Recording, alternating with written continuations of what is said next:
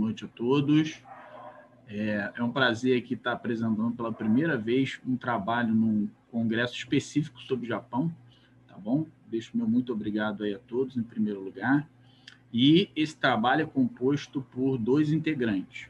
Uma, com toda certeza, é a líder do projeto, que é a Liana Vasconcelos, aí, da Faculdade de Estácio de Sá. E o segundo sou eu aqui, que sou do Cefet-RJ, tá bom? Cefet do Rio de Janeiro. O trabalho tem como título Revolta de Shimabara, Cristianismo como Estratégia. Vou apresentar os predecessores da revolta, tá bom? E a Liana vai se concentrar na revolta em si, nas consequências e tudo mais. Tudo bem? Vamos lá? Bom, a Península de Shimabara, ela está localizada ao sul do Japão e ela fica na ilha de Kyushu. Mais ao sul da ilha de Kyushu, né, tem as ilhas de Ryukyu ali, que são famosas, acho que por conter Okinawa, que Okinawa é tão famosa por causa do karatê moderno, mas um pouquinho acima, Kyushu, tá? Essa foto aí é tirada da própria internet, foi retirada aí nesse dia de 2009, tá bom? Das ilhas de Kyushu. Bom, elas são divididas em 9 partezinhas. O Kyushu é dividido em 9 partezinhas. Isso. Ichi, ni, san, chi, go, roku, chi, hachi, kyu. Isso, kyu, 9. Isso aí. Que nem letra. Só sei se J é qual. Só se eu contar A, B, C, D e por aí vai. 1, 2, 9. Bom, a 8ª é Kyushu. Só mais uma coisa, pessoal. As fontes estão aí embaixo, tá? Então, a fonte desse mapa aí é desses autores. Dinão Herol, 2015. Tudo bem? Bom, a península de Shimabara, ela está localizada em Nagasaki. Bom, tem várias partes aí em Kyushu, né? Saga, Fukuoka, Kumamoto. E se a gente observar, Nagasaki, ela tem algumas vantagens geográficas ali. Sob certo ponto de vista, a gente pode caracterizar como vantagens, tá? Repara que ela tá bastante próxima do mar. Talvez com tanto acidente, com tanto desastre, né, natural no Japão, não sei se isso é uma vantagem, mas isso te facilita fazer comércio com outras nações, com certeza, tá? Então, é uma característica bastante observável da região. Bom, Kyushu, ela não é um território muito plano, tá? É um território que tem bastante montanha. Sua área é um pouco maior do que a de Taiwan. 9 províncias, como eu falei, é uma antiga estrutura administrativa. Já recebeu vários outros nomes entre Kyukoku e Saikoku. Koku seria países, né? Kyukoku, 9 países, e assim sucessivamente.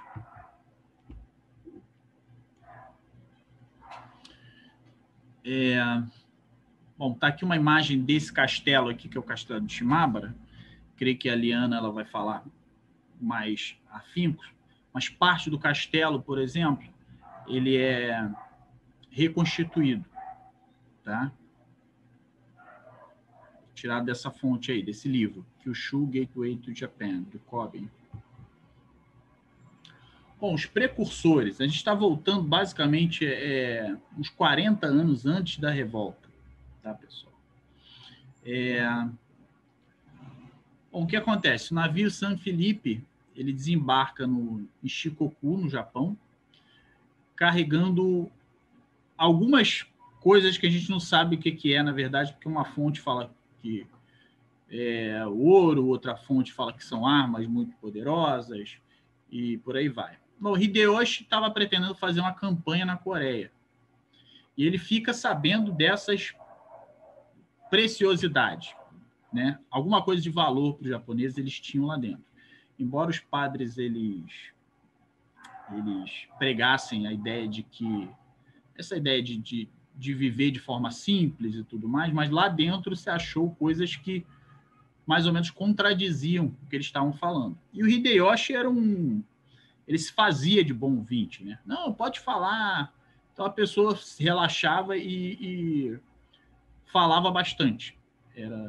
Acabava que falava mais do que devia às vezes, e o Hideyoshi era do tipo que possivelmente aquilo podia se voltar contra você, entendeu? Então, iniciou uma desconfiança de que os cristãos tinham interesses em conquistar e dominar o Japão. Os padres, então, pela visão japonesa, seria como infiltrados para estudar o território, estudar os costumes e depois eles tentarem uma invasiva, né, dos estrangeiros. Hideyoshi, então, sabendo desse episódio, e mandou prender 21 cristãos, alguns japoneses e outros europeus. Alguns convertidos, né, alguns japoneses convertidos ao cristianismo e outros europeus. Bem, 3 foram presos por engano apenas por estarem na vizinhança e terem alguma ligação com jesuítas. E 2, essa é a parte mais louca do trabalho. Quando eu li isso, 2 outros pediram para serem incluídos no grupo de martirizados, totalizando 26 o grupo de mártires. Porque assim, provavelmente porque essa ideia de crucificação de Jesus Cristo, né, e você alcançar o reino dos céus através desse caminho da dor, você seguindo os passos desse mártir que foi Jesus Cristo, né, você também alcançar a luz e a vida eterna. Imagina, bom, bem provável, uma hipótese bem provável. Tá? As pessoas simplesmente foram lá e falaram, me mata também. Tudo bem? Tiveram que desfilar em marchas em Kyoto e Osaka, até chegar em Nagasaki. O objetivo era alertar a população de que não se devia flertar com o cristianismo e deveriam tornar mais rígido o Bateren Tsurei, ordem de expulsão dos padres. Pessoal, Tsuirorei,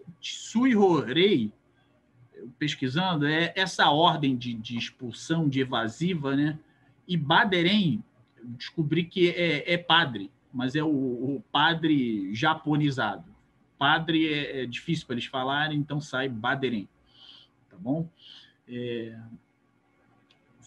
Esses grupos de mártires foram crucificados em 5 de fevereiro de 1597.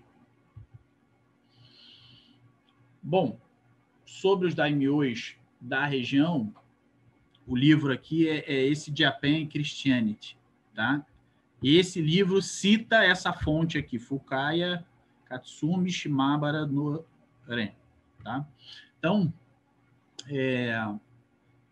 1589, a província de Shimabara... só mais uma coisa. Aqui, a Makusa, nós não estamos avaliando essa coluna, tá? Tem um artigo do Stephen Turnbull que fala especificamente dessa revolta de Shimabara. A gente só está olhando a coluna de Ano e a coluna de Shimabara. Então, 1589, Arima Harunobu, ele... Bom, era o daimyo local que ele se converteu ao cristianismo. Bom, possivelmente, talvez pela fé, mas não só pela fé. Ele tratava muito bem os padres, parece que era uma pessoa que tinha um certo grau de empatia, de inteligência emocional, mas, assim, isso não era só por altruísmo, como eu falei, tá? Como foi falado. Ele também tinha interesse nos padres como o intermédio entre mercadores de Macau. Então, ele pretendia crescer financeiramente, possivelmente de status, e tinha uma questão pessoal também. Bom, nesses anos seguintes, aí, 1600, 1601, parece que não tem muita informação, né? E o que acontece? Nos anos seguintes, né, acontece uma uma coisa, digamos, desagradável, que é o seguinte, ele perde algumas terras. Tá?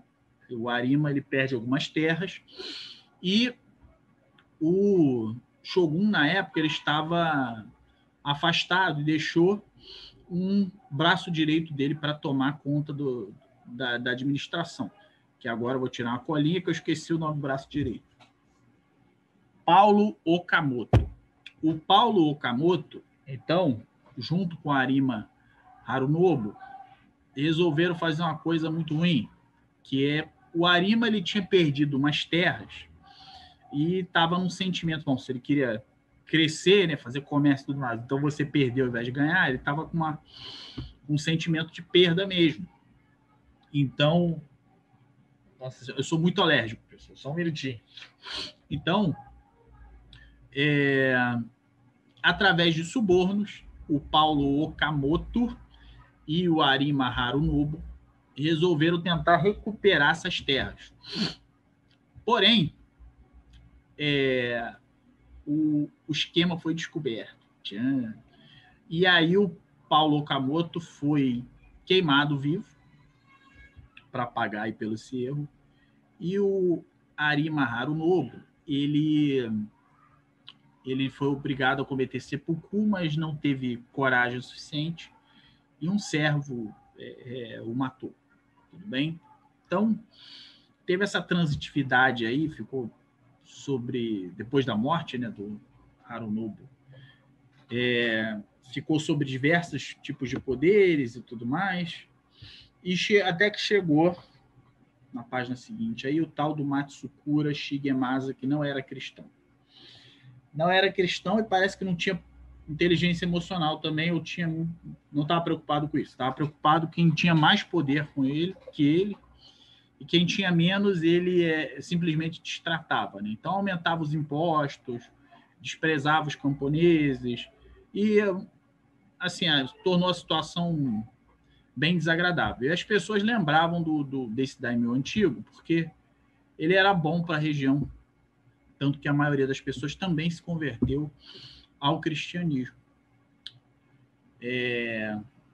Bom, nos anos seguintes, a Liana vai enfatizar mais alguma coisa até chegar aí na rebelião de Shimabara Amakusa, em 1637, e isso dá mais ou menos um panorama da construção ali do forte cristianismo na região, tá bom?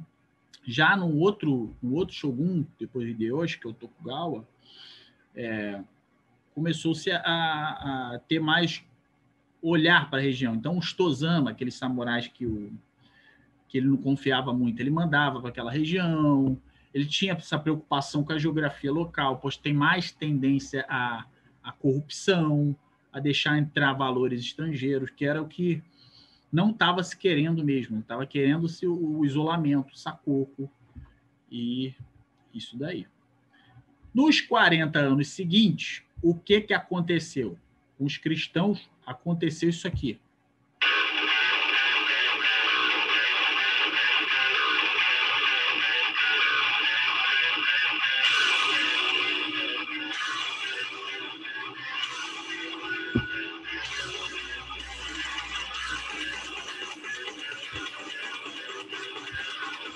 Isso aí, pessoal. O death metal comeu.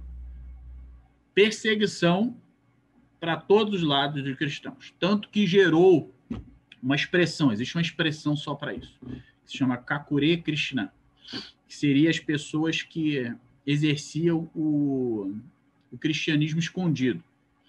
Tudo bem? Então, sim, não tem citação aqui, mas tem citação, se você olhar de lado, que eu não sei ler em japonês. Essa banda se chama Gotsu Totsukotsu, é uma banda de death metal de Osaka, tá bom? O álbum é esse aí, Retributive Justice. E eu botei essa foto aí porque eu nunca tinha entendido essa capa até estudar um pouco mais de história do Japão. Não é algo que pode ser considerado histórico, mas faz alusão a algumas fotos que a gente vai ver, tá? Mais uma coisa, essas imagens não estão lineares. Primeiro tentava matar o cara afogado, depois queimava, depois Ana Tsurushi. Não, tá? Tem coisa que aconteceu durante Tokugawa, coisa durante Hideyoshi, tá? Afogamentos. A fonte dessa imagem aí é desse artigo aí, do Palomo, tá? De 2016.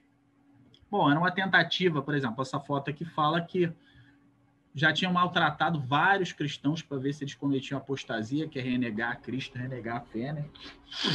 E alguns já tinham tido dedos cortados, sofrido maus tratos, então acabava por afogar alguns deles. Era uma técnica de assassinar cristãos. Ana Tsurushi, essa fonte aí que está embaixo, né? Basicamente era pendurar os padres ou outros que eram adeptos ao cristianismo de cabeça para baixo e colocar num poço. Tá bom? Às vezes esses poços tinham excrementos humanos, cocô, coisa pesada. Então tá aí outra imagem tirada dessa fonte de Ana Tsurushi, ou só Tsurushi. Tá? Em algumas fontes fala só Tsurushi. Bom, colocando os cristãos embaixo de fezes e colocando fogo em cima. Tinha uma técnica que eles falavam que, para diminuir a pressão e a pessoa não morrer, deixavam isso um tempo, tiravam, e iam nessa tortura até você renega essa falsa fé. Não, então continua sendo torturado. Crucificações. Parece que no Japão tem muito disso, né? Eu lembro das aulas de história japonesa durante o Bakumatsu, que tava aquela treta toda lá, o Sengoku Jidai 2.0, e um samurai pega uma arma igual a do Perry e mata o outro cara, que agora me fugiu o nome deles, mas tava dizendo basicamente o seguinte: você gosta tanto da modernidade? E a arma era igualzinha do Perry. Gosta tanto da modernidade? Então toma um tiro aqui segundo a modernidade que você tanto quer. Parece que esse tipo de coisa às vezes acontece no Japão, né? Por exemplo, você admira tanto alguém que foi crucificado, martirizado, então seja crucificado também e seja feliz. Então, algumas fotos de crucificações e maltratos aqui, outras formas de a crucificação dos mártires.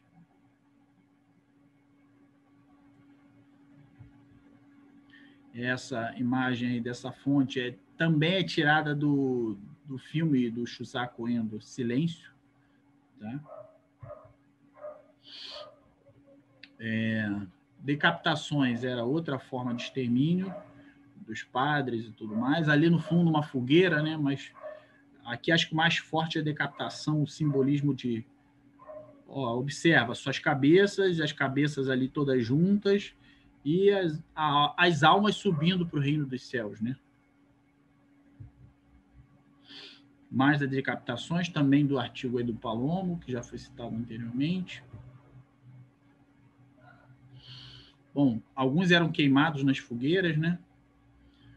E parece que não era poucos fiéis de Cristo, não.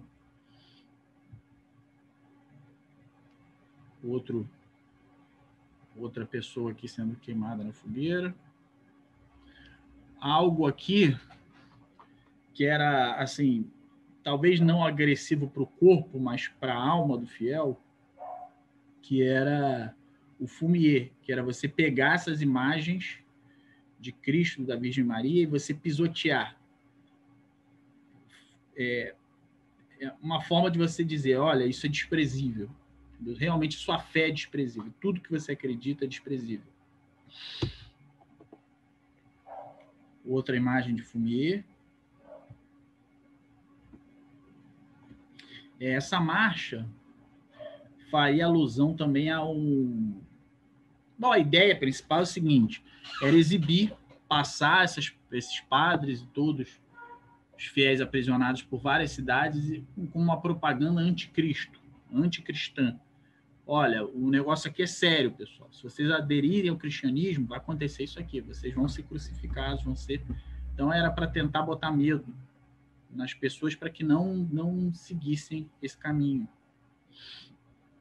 Então, por exemplo, aqui estava escrito nessas pessoas, que os grupos de mártires, no texto que isso foi retirado, diz que alguns deles já tinham sido apanhado muito, tido dedos cortados, eu falei, não estou seguindo linearmente, tá? Alguns foram durante Tokugawa, outros... Então, escrevia, não, essas pessoas não devem ser ajudadas por vocês, senão vocês vão ser punidos também com a vida. Mas só que acabava que alguns dos cristãos, um ajudava o outro, tá? O que estava mais ferido, por aí. Bom, essa foto aqui diz que esse menino era cristão e esse senhor aí, talvez um general, não lembro bem, mas ele falou, olha só, renegue a Cristo que eu vou te dar um cargo. Você é jovem, você não entende o que está acontecendo. Ele falou, não, senhor. O senhor que deve acreditar e começar também a seguir a palavra de Deus. Porque assim o senhor e eu teremos direito ao reino dos céus. Lindo. O que aconteceu? Morreu. No dia seguinte, ele foi crucificado. Diz a literatura que ele foi crucificado com muito prazer. Prazer, assim, talvez puramente mental, lógico. Né? Olha, estou alcançando o que o Marte também, principal da religião que eu tenho fé, alcançou também. Esse texto fala, esse é o verdadeiro espírito Yamato. Bom, não sei. Tá? E, por último, um Zen Jigoku. O que é um Zen Jigoku? São águas termais que tem na região de Nagasaki, que elas ficam emanando esse vapor extremamente quente. As águas são muito quentes, tá? São ácidas e o Onzen é justamente isso, tá? O Jigoku é só um adjetivo que não sei se alguém já fez arte marcial. Jigoku é o inferno budista, tá? Então, Jigoku Jimi, lá do judô, seria o estrangulamento infernal. E o que acontece? É a alusão a esse inferno budista. E o que acontecia? Acontecia que o pessoal pegava as águas do Onzen, extremamente quentes, às vezes 90 graus ou mais, e tacava no corpo dos cristãos. Essa foto aí diz que o texto comenta que essa pessoa aguentou. Pessoal, é claro que quem aguenta e resiste é mais chamativo, mas muitos cometiam apostasia, tá? Mas o Carrasco perguntou, o que você estudou? Ele falou, eu estudei a arte de simplesmente da morte, a arte de morrer, algo assim. Mais ou menos, eu não vou negar minha fé. Bom, mais uma foto aí dos Carrascos. Disse que, às vezes, essas torturas duravam dias. Tá? E essa imagem aqui, pessoal, talvez, né, quem quiser achar na internet, encontre essa, tá? Que essa é a imagem toda desse artista aí. Eu estou chamando a atenção para que alguns cristãos eram tacados das montanhas direto num Zen, para dissolverem seu corpo lá. E durante esses 40 anos foram perseguições totais. E a grande última resistência ao Sakoku foi essa questão da Shimabara, que a Liana vai enfatizar mais, tá bom? Mas, de qualquer maneira, ficou a ideia do quê? Perseguição ao cristianismo, tá bom? E também o isolacionismo. Eles queriam ficar isolados dos estrangeiros aí, tá bom? É isso, pessoal. Obrigado pela oportunidade. Grande prazer aqui. Espero estar com vocês outra vez. Grande abraço. Olá. Eu vou dar continuidade ao nosso trabalho, sobre a revolta de Shimabara Amakusa. Essa é a segunda parte do trabalho, que vai falar especificamente sobre a revolta. O primeiro slide é uma imagem de um mapa antigo do Japão, onde aparece a ilha de Kyushu, em cor-de-rosa, que é o palco da rebelião. Tá? Kyushu é uma ilha que teve importância histórica, tá? Porque ali foi disseminado o cristianismo. Vários senhores locais, feudais, né? Daimyos, se converteram ao cristianismo e obrigavam até as suas populações a também se converterem. Então, em Kyushu, houve uma livre circulação dos missionários, dos jesuítas. Eles abriram colégios, abriram seminários, e a religião floresceu, né? Mas uma região também tumultuada. Por quê? Porque é uma região cheia de vulcões, tá?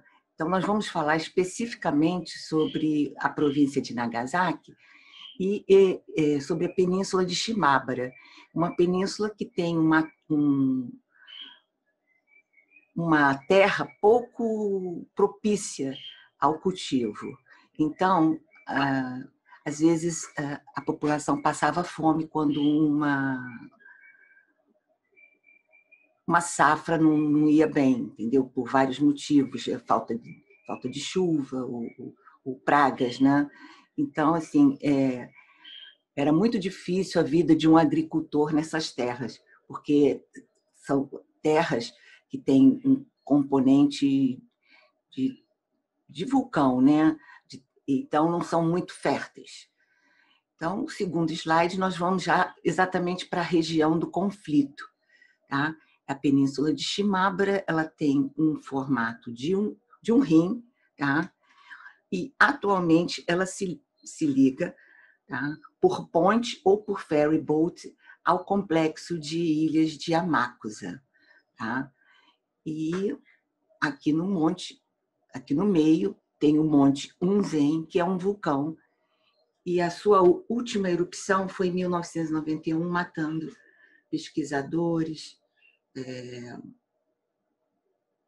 43 pessoas, parece, e que até hoje a população lembra, fizeram um memorial para essas vítimas, e teve que haver uma grande desocupação, as pessoas tiveram que ir para outros lugares porque o vulcão entrou em erupção.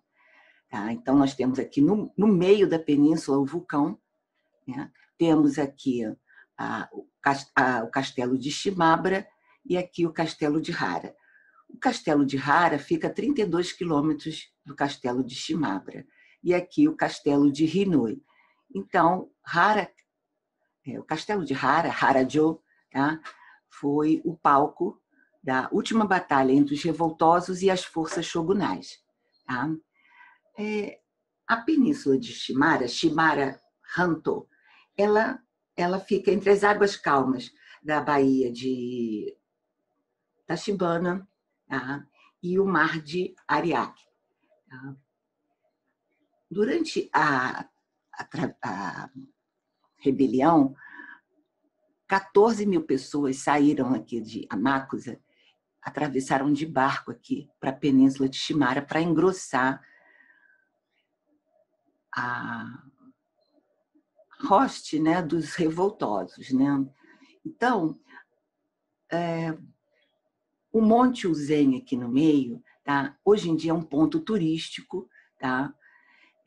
Você tem aqui do lado o Unzen Onsen, que seriam os banhos termais. Essa fumaça de água quente faz com que o local pareça um verdadeiro inferno, né? Mas as fontes termais são ricas em enxofre e que possuem vários efeitos medicinais, como elimina fadiga, reumatismo, doença de pele. Pois bem, Shimabara, aqui em cima, tá, foi construída e, hoje em dia, o castelo ainda não é o original, mas é uma atração turística, e você ainda encontra aqui, nos arredores do castelo, o bairro Samurai, tá? Que é o distrito de Teppomachi, que quer dizer povo das armas. Então, esse bairro Samurai é muito pitoresco, tá? Com as suas casinhas e riachos nas ruas, com carpas. Tá? Já o castelo de Hinuijo, ele foi construído no século XIII e pertencia também ao clã Arima. Tá? Bem, o terceiro slide é desse livro do Jonathan Clements, que eu estou atualmente lendo, O Samurai de Cristo. Tá? ele aqui mostra a península de Shimabara, que pertencia ao clã Matsukura, é o clã que sucedeu ao clã Arima.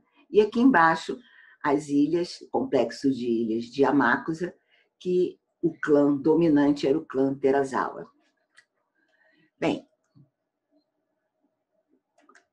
os camponeses dessa área eram massacrados com uma tortura que a gente vê aqui embaixo. Se eles se recusassem a pagar as altas taxas que os lordes cobravam, eles eram torturados. Essa capa aqui de palha era usada comumente pelos camponeses e se chama mino. O senhor Shigemasa, o segundo, né, o que sucedeu ao pai, ele tinha essa forma peculiar, né, revoltante de fazer torturas e matava mesmo os camponeses, pedindo para os seus vassalos atearem fogo. Então, amarravam as pessoas amarravam os braços e a pessoa ficava com as pernas livres e se contorcendo, e eles chamavam isso de Mino Dance, né? A dança do capote de palha. Bem, o que acontece foi o seguinte: a península de Shimabara era dominada pelo clã Arima. O clã Arima caiu em desgraça. Ela ficou por um tempo sendo governada pelo magistrado lá em Nagasaki, ou seja, o Bakufu estava governando a península. Mas aí o Shogun resolveu doar as terras de Shimabara para o Shigemasa. Bem, o Shigemasa, ele tinha lutado em Sekigahara, mas ele trocou de lado. Ele estava do lado do Toyotomi, em 1600, na Batalha de Sekigahara, e foi para o lado do Hideyoshi Tokugawa. E com isso ele ganhou as graças do Tokugawa. Tokugawa depois resolveu doar a península de Shimabara para esse senhor, Matsukura Shigemasa, tá? E ele era de um feudo da província de Yamato, mas atualmente é em Nara. Então ele foi para Shimabara. No princípio ele era leniente com os cristãos e com a comunidade cristã, com os padres, mas ele recebeu um chamado para ir a Edo, e lá em Edo o Shogun foi bem explícito que ele não aceitaria essa política de tolerância aos cristãos. Aí o senhor Shigemasa volta para a província de Shimabara e começa a fazer uma outra política em relação aos cristãos. Ele queria construir esse castelo de Shimabara a qualquer custo, tá? Isso levou 7 anos. Ele já tinha na província 2 castelos, o de Hara e o de Hinoi, mas ele resolveu recrutar uma grande população para a construção desse castelo, tá? E, no final das contas, ele só governou por 14 anos. Dizem que ele foi assassinado no onsen, nas fontes termais de Obama. Tá? Outros dizem que ele simplesmente teve uma hemorragia cerebral e ali nesse onsen ele morreu. Pois bem, quem sucedeu a ele foi o filho dele, tá? E aos 27 anos. E o filho dele, o Shigemasa Katsui, ele superou o pai em termos de maldade, tá? Então, ele castigava a população com altas taxas para enterrar os mortos, taxa para os cavalos passarem, o gado passarem na cidade. Tá? Esse aqui é uma foto tirada do Tourist Link, do castelo de Shimabara, reconstruído, claro, tá? Para vocês verem, né, como é bonito. Então, o sucessor de Shigemasa, ele tinha essa política de perseguição extrema aos cristãos. Tá? Bem, a população estava descontente. Ainda havia muitos cristãos escondidos, porque vários éditos já tinham sido promulgados contra os cristãos. Então, dizem que essa rebelião ela começou em Amakusa. Outros dizem que começou na Península de Shimabara. Mas, de qualquer jeito, houve uma articulação entre as populações.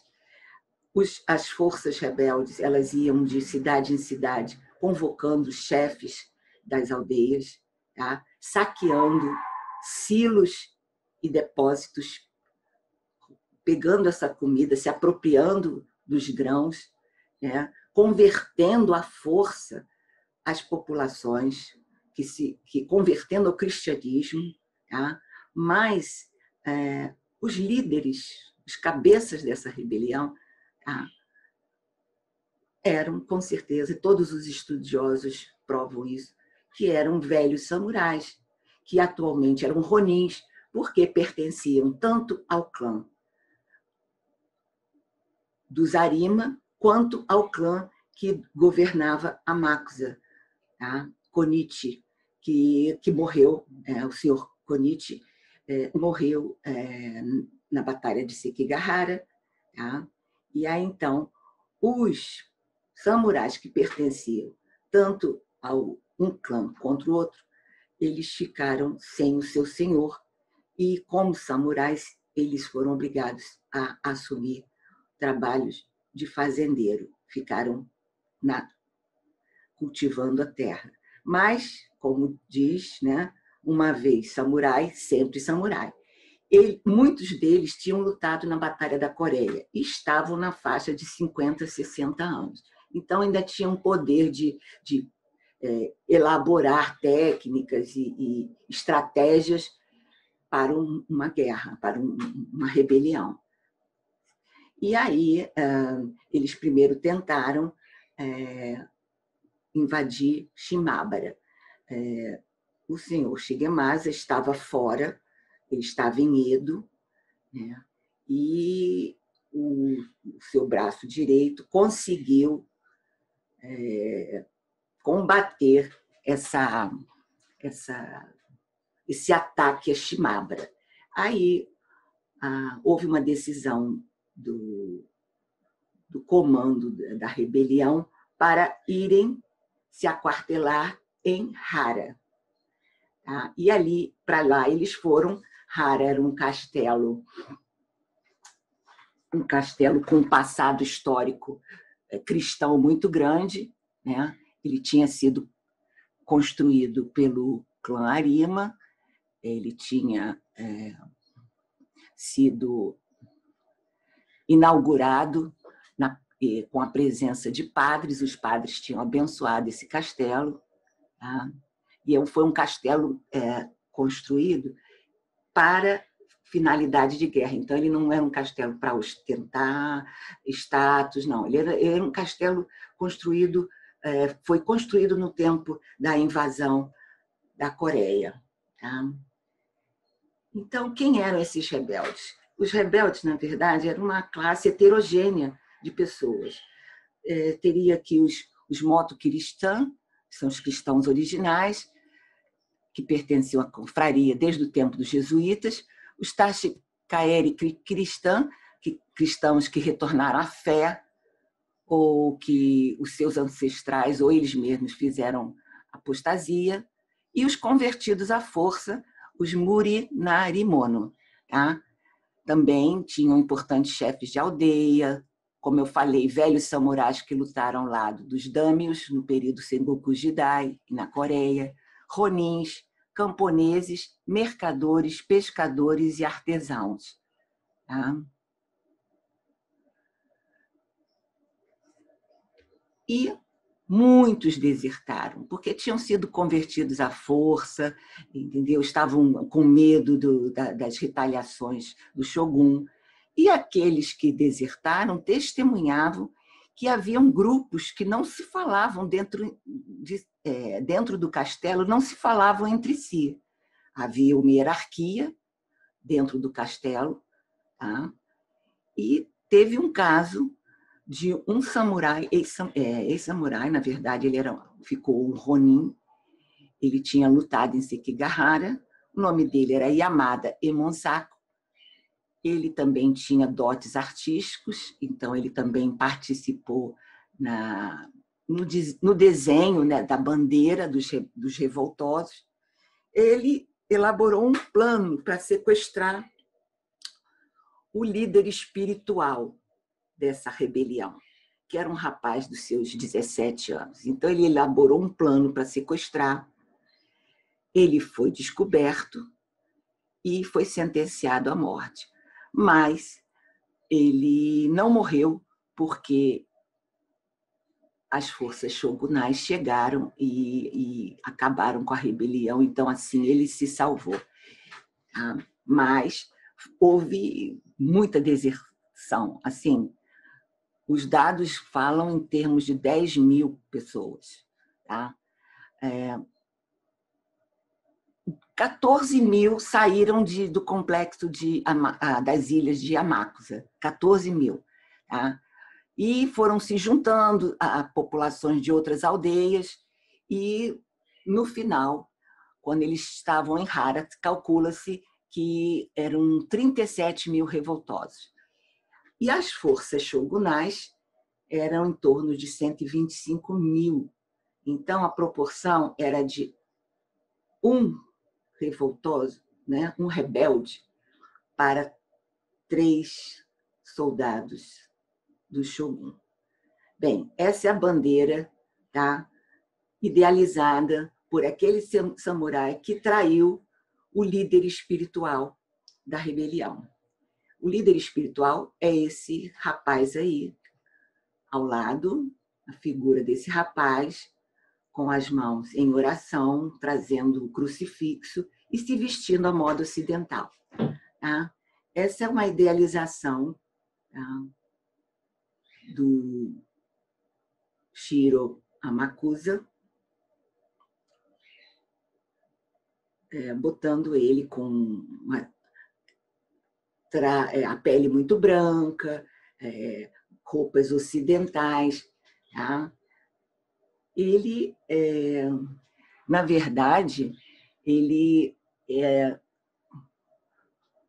filho de um Ronin. Tá? Ele nasceu e foi batizado. Tá? Ele era filho de Masuda Jinbei Yoshitsugu, tá? Que servia ao senhor Konishi Yukinaga. Tá? A mãe dele se chamava Marta e ele é Shiro porque ele é o 4º filho.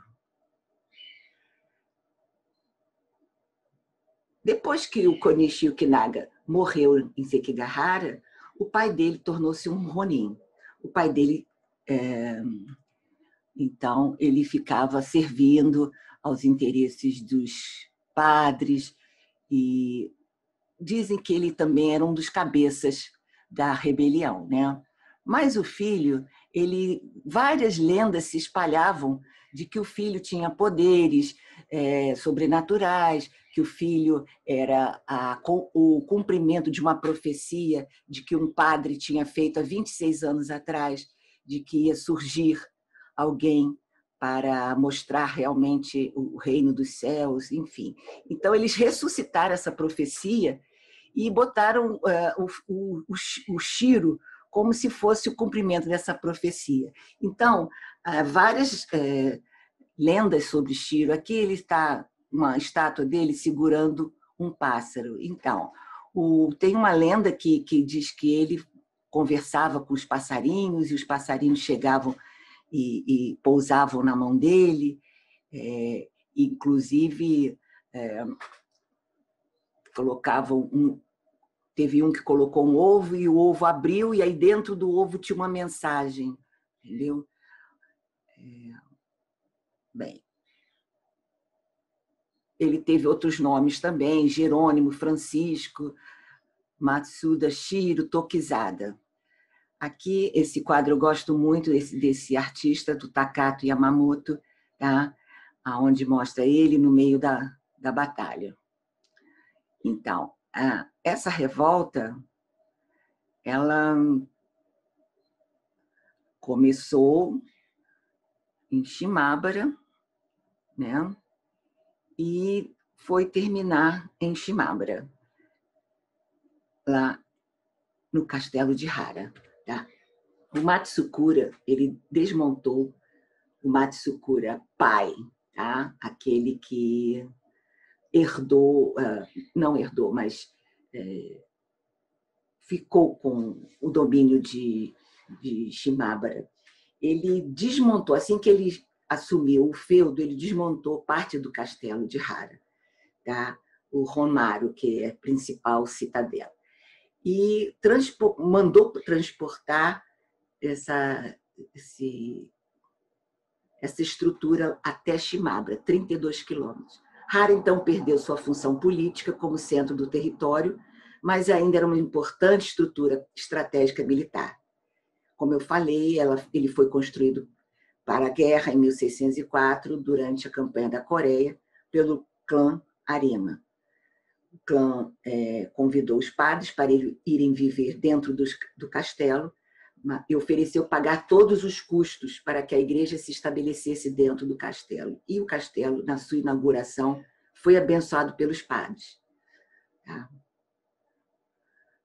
Bem, nós temos aí o ponto-chave para a discussão de que o cristianismo foi usado como estratégia. Tá? Todo dia, mensagens em nome do Amakusa Shiro, desse rapaz, líder espiritual da revolta, chegava para a população dentro do castelo. E essa é uma das mensagens. Para que não se afastasse das respectivas posições, que esperassem pacientemente e assim iriam para o paraíso. Mas se eles desertarem, iriam cair no inferno. Uma mensagem dessa mostra que havia deserções.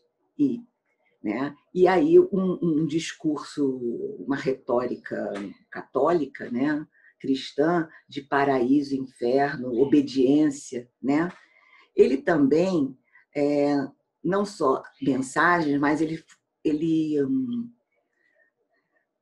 fez vários éditos, tá? E eu botei aqui apenas 3. Esse de praticar não somente bons atos, rezar, jejuar, ascetismo, mas para a proteção do castelo e para a proteção contra o inimigo, você deve estar preparado para pegar as armas. Isso é um modo de servir a Deus. Aqueles que não concordam com os éditos serão entregues às leis do diabo. E, infelizmente, existirá alguns que irão perder suas vidas. Para que isso não ocorra, mantenha vigilância em todas as posições dentro do castelo. Aqueles que saem do castelo para buscar lenha, água, deverão ser instruídos sobre esses éditos e somente deverão sair uma vez, que seus superiores mantenham uma estrita vigilância sobre eles. Então, assim, pessoas que foram arrastadas, convertidas à força e eram estritamente vigiadas e punidas se fizessem coisas diferentes que os líderes da rebelião estavam ali propondo, né? E como essas forças shogunais também utilizaram o cristianismo como estratégia? Bem, o general Nobitsuna Matsudaira Deva no Kami, tá? Foi o segundo que comandou as forças shogunais. Tá? O primeiro que o shogun mandou, ele acabou morrendo. Tá? Isso, então, teve uma repercussão muito grande, sinal de que os rebeldes eles estavam com certo poder. Né? Eles fizeram o seguinte, naquele momento de saque, as aldeias, numa aldeia só, eles pegaram num depósito quase 1 tonelada de arroz, 750 mil quilos de arroz. Tá? Eles se prepararam para passar um tempo, né, no cerco do castelo de Hara. Então, essa técnica de se aquartelar num castelo e esperar ajuda, isso era muito comum no período Sengoku Jidai. Então, eles fizeram isso. Eles repetiram esse padrão, né? Só que a comida eles tiveram 80 dias, né, no castelo, uma população, como eu falei, 37 mil pessoas, então a comida foi acabando, né? E Nobutsuna, ele sabia que existia uma divisão entre os cristãos e não cristãos dentro do castelo. Tá? Os revoltosos esperavam, com certeza, reforços vindo de fora. Nobutsuna sabia disso. Mas quem seriam esses reforços? Seriam portugueses, né? Ou próprios japoneses de outras províncias. Nobutsuna, então, resolveu convocar os holandeses que ficavam ali em Hirado para participarem do ataque, tá? Com o navio. Tá? O navio The Rip, e o capitão era o capitão Nicholas Kuchenbacher. Tá? Então, Nobutsuna usou aí uma estratégia, tá, psicológica, que ele esperava que os rebeldes se sentissem traídos, porque os holandeses também eram cristãos. E aí, cristão atacando cristão. Então, o que era atacado ia começar a perder suas esperanças, o espírito de combate. Só que também os rebeldes retribuíam com mensagens, tá? Para o Nobutsuna, né? Zombando dele, dizendo que ele era um grande samurai que precisava ajuda de bárbaros de cabelo vermelho para combater camponeses. Tá? Os holandeses tiveram uma participação muito curta, só 2 semanas. Tá? Parece que houve uma inefetividade. Eles fizeram 400 e poucos disparos, tá? E até alguns disparos acertaram o próprio exército shogunal. Tá? E Nobutsuna resolveu dispensar o capitão do navio. Tá? Por quê? Porque eles capturaram um grupo de samurais que vinham dentro do castelo e abriram seus estômagos e viram que ali só tinha conteúdo de cascas, plantas e algas, ou seja, aquela população estava passando fome. Então, Nobutsuna pensou, para que eu vou gastar mais com a munição, né, para esse navio disparar contra o castelo, se é uma questão de tempo, porque lá dentro a população está morrendo. Então, eu vou apertar o cerco e deixar eles morrerem de inanição. Esse documento aí foi encontrado logo depois da rebelião ter terminado, tá? É o Shiro Hatogaki.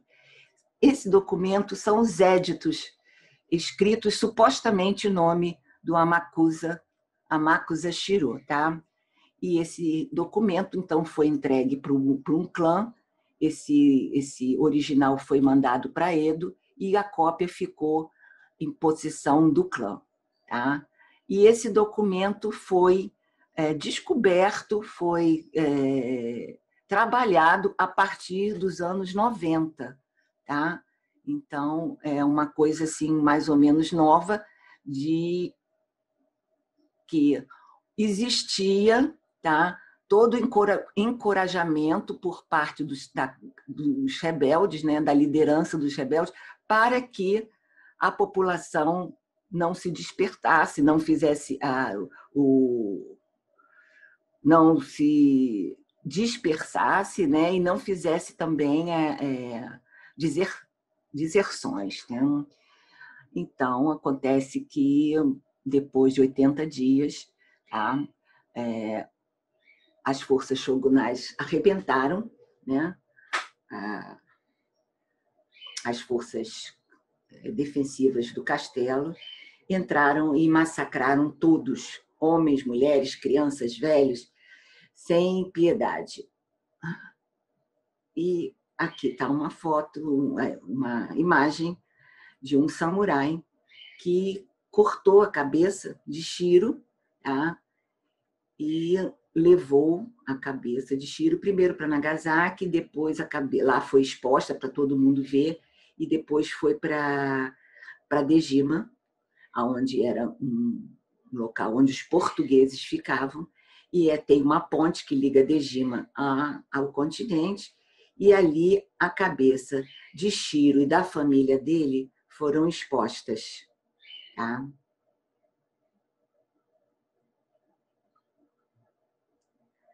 Bem, essa é uma foto de uma igreja no atual Japão. Apesar da batalha ter sido desfavorável para os cristãos, né? Eles foram exterminados e logo depois as perseguições ainda foram mais impiedosas, né? A religião cristã permaneceu escondida, né? Nas aldeias. Eles faziam, até alguns, eles faziam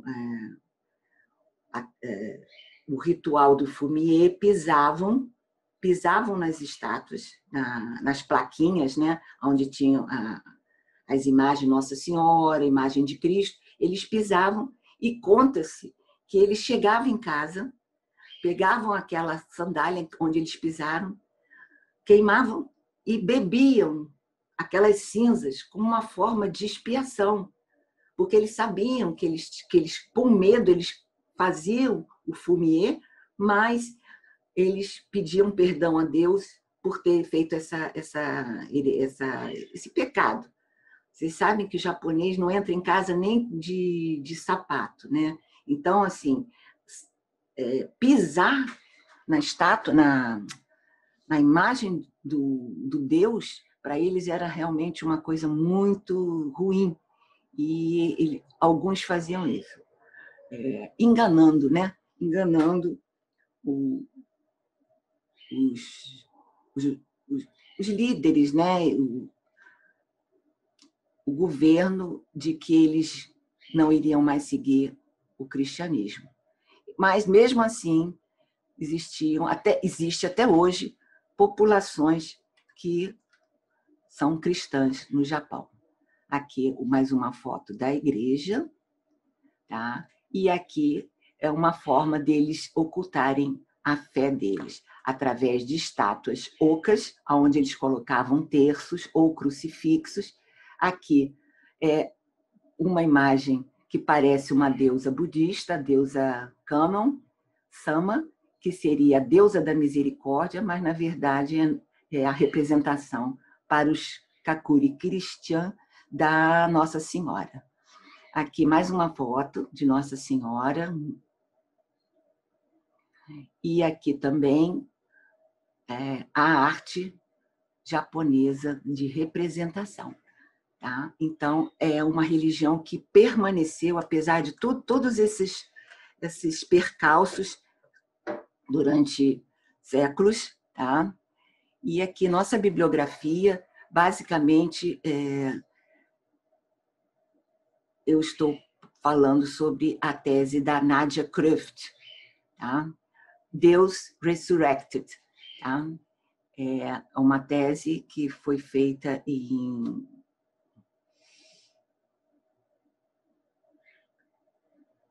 2011, tá bom? Então, agradeço muito a oportunidade de falar sobre essa revolta, tá? De falar um pouquinho sobre Kyushu, e agradecemos também ao NEJAP, tá? E também um agradecimento especial ao nosso professor Douglas de Almeida, que nos colocou no caminho do ensino da cultura, da história do Japão. Arigatou.